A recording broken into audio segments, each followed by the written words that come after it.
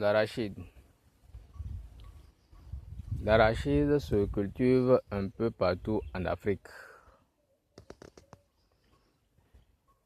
Et pour faire le culture d'arachide, en première position, il faut défricher la terre. Après le défrichage, on brûle les herbes. Et après avoir brûlé les herbes, on commence par le labour. On laboure la terre tout en faisant des buillons, parce que c'est sur les buillons qu'on devrait cultiver l'arachide. Mais d'autres cultivent ça sur une terre plate. Mais souvent, pour cultiver l'arachide, il faut faire des buillons, quoi. Là, ça donne un bon rendement. Ça donne un bon rendement. Pour voir un peu le champ d'arachide, comme ça, on a cultivé ça sur les buillons. Vous voyez un peu, on a fait des buillons pour semer au-dessus. Et pour semer, on fait la semence avec le pied. Avec le pied, on fait le trou.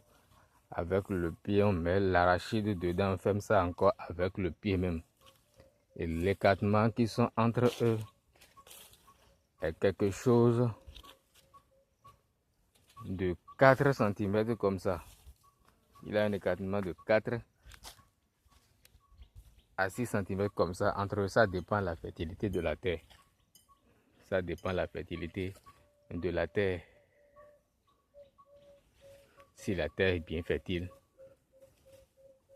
il peut y avoir un écartement de 6 cm entre eux. Mais si la terre n'est pas fertile, quelque chose de 3 à 4 cm comme ça, c'est bon déjà. C'est bon déjà.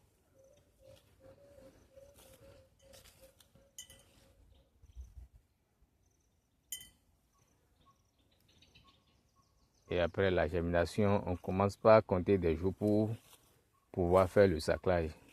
Parce que après avoir donné les fleurs, donc ça, après un mois comme ça, on peut commencer par faire le saclage dans l'arachide.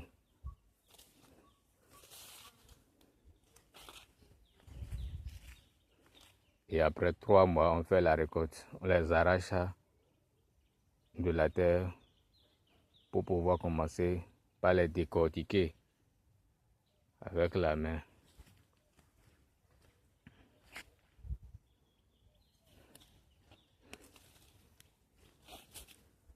Et l'arachide fabrique beaucoup de choses chez nous en Afrique.